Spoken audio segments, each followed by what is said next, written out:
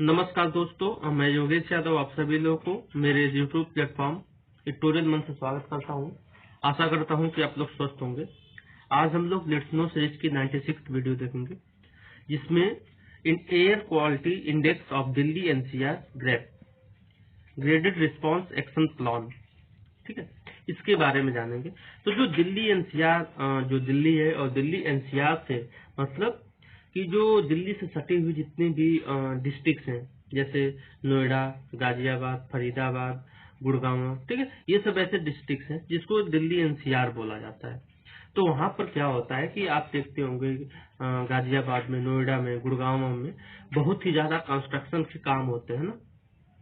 तो कंस्ट्रक्शन से काम होते हैं तो जो एयर की क्वालिटी होती है ना, वो बहुत ही ज्यादा रिड्यूस हो जाती है, ठीक है। उसमें बहुत ही ज्यादा पोल्यूटेड मतलब पार्टिकल्स पहुंच जाते हैं, ठीक है। तो जिसको कम करने के लिए, जिसको रेगुलेट करने के लिए क्या किया गया है, GRAP graded response action plan का क्या किया गया है, आरंभ किया गया। कब से? ये 2017 में इसका कॉन्सेप्ट आया था दिल्ली में।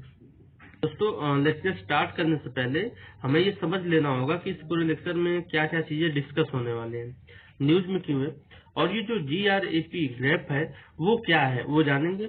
और इसके जो 4 स्टेजेस दिए गए हैं, ठीक है, इसके 4 स्टेजेस हैं GRAP के, उसके बारे में जानेंगे।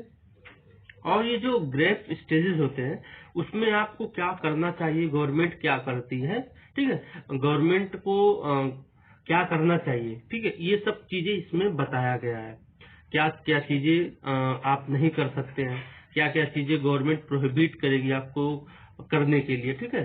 तो ये सब चीजें हैं यहाँ पर।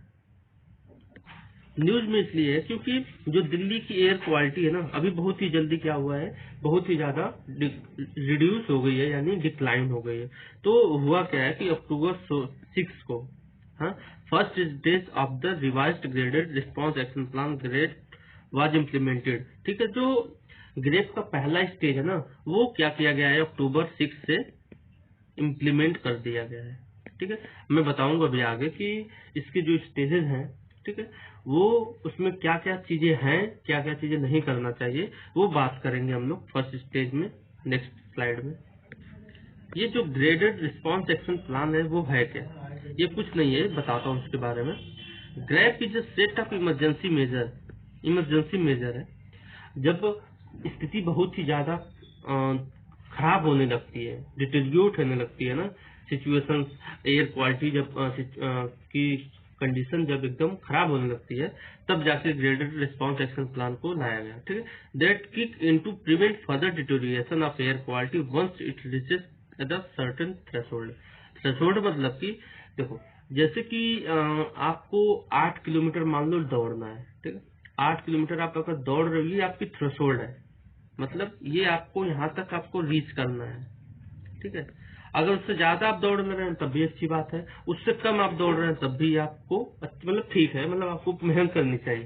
तो ये जो थ्रेशोल्ड होता है ना, उसी प्रकार दिल्ली गवर्नमेंट ने एक एयर क्वालिटी को थ्रेशोल्ड बांधा है, एक पैमाना तय किया है कि इतने तक ही होना चाहिए, जो एयर क्वालिटी इंडेक्स है इतना तक होना चाहिए। तो यहाँ पर उससे भी ज्यादा स्थिति खराब हो रही थी, तो ये तब जाके ग्रेप को लाया गया। इसको 2017 में, जनवरी 2017 में किसके द्वारा, ministry of environment, forest and climate change के द्वारा इंट्रोड्यूस किया गया था। अगर बात कर लेते हैं कि ग्रेप की जो स्टेजेस है, तो स्टेज 1 है पुअर, जिसे बोलते हैं 201 से 300 के बीच में जब जो भी एयर क्वालिटी इंडेक्स होगा उसको स्टेज 1 में रखा जाएगा। स्टेज 2 है वेरी पुअर, 300 से 400 के बीच में।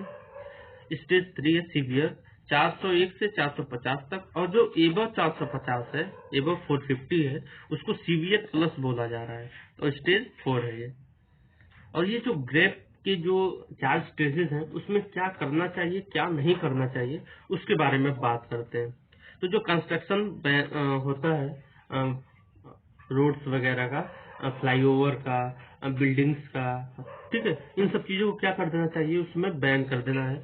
डिमोलिशन एक्टिविटीज, जैसे कि आप लोगों ने ट्विन टावर के बारे में सुना, ठीक है, उससे बहुत ही ज्यादा पॉल्यूशन हुआ, तो वो ऐसी चीजें बंद कर देनी चाहिए, ठीक है। और दूसरा क्या है, बैन ऑफ फायर क्रैकर, जो पटाखे जो दिल्ली में दीपावली के दिन, दशहरे के दिन, छठ के दिन लोग फोड़ते हैं ना, उसको क्या कर देना चाहिए, बंद कर देना चाहिए। जो सॉलिड वेस्ट निकल कर आता है दिल्ली में, उसको ऐसे ही प्लेस पर रखा जाना चाहिए जहां पर उसका रखने का स्थान हो। ठीक है, तो यही वाला फर्स्ट स्टेज क्या किया गया है, 6 अक्टूबर को दिल्ली में इम्प्लीमेंट कर दिया गया है। अब दूसरे स्टेज की बात करते हैं। तो देखते होंगे जब जहां भी कंस्ट्रक्शन का काम चलता है ना, तो वहां पर कुछ मशीन्स होती हैं, वो रोड को क्या करती हैं, पानी फेंकती रहती हैं रोड के ऊपर, ताकि क्या हो, मिट्टी जो धूल मिट्टी हो वो जम जाए। ठीक है, तो ये वाला काम डेली करना चाहिए। और पावर सप्लाई को कट कर देना चाहिए, जहां भी कंस्ट्रक्शन वगैरह का काम होता है तो पावर सप्लाई को कट कर देना चाहिए, ताकि क्या हो कि जनरेटर्स का यूज कम हो, लोग जनरेटर का यूज करना कम कर दें।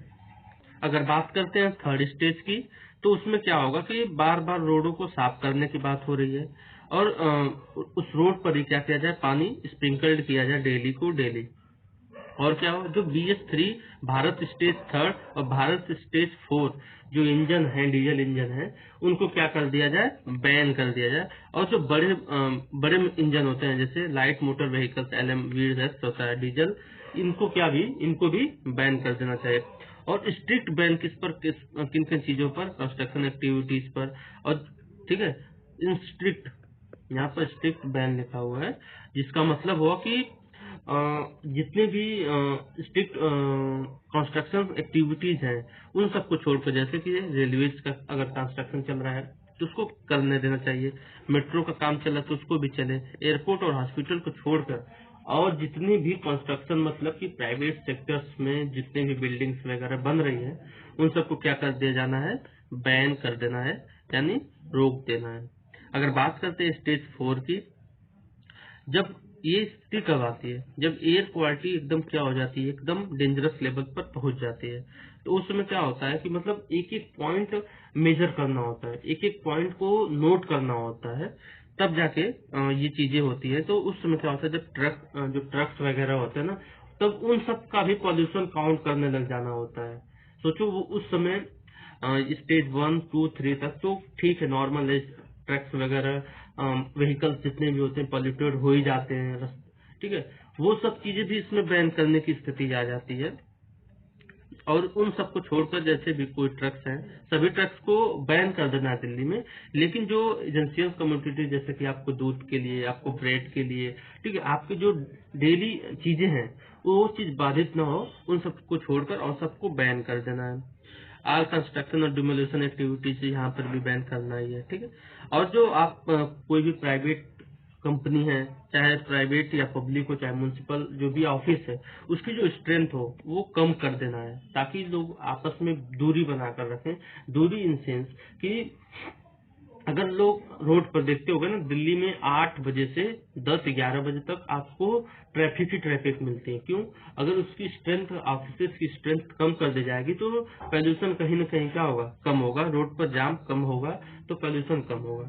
अब क्या होगा कि जो स्कूल्स वगैरह, जिम्स वगैरह, ये सब क्या कर दिया जाना चाहिए, बंद कर देना चाहिए।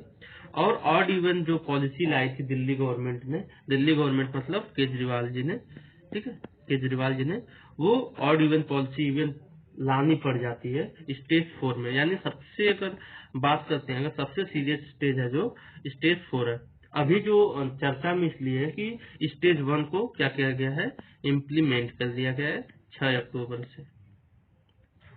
दोस्तों, ये मेरा इंस्टाग्राम आईडी है योगेश यादवचीरा, फेसबुक आईडी है योगेश यादवचीरा। आप लोग इस पर मुझसे जुड़ सकते हैं, कोई भी क्वेरी हो पूछ सकते हैं। Thank you for watching me today.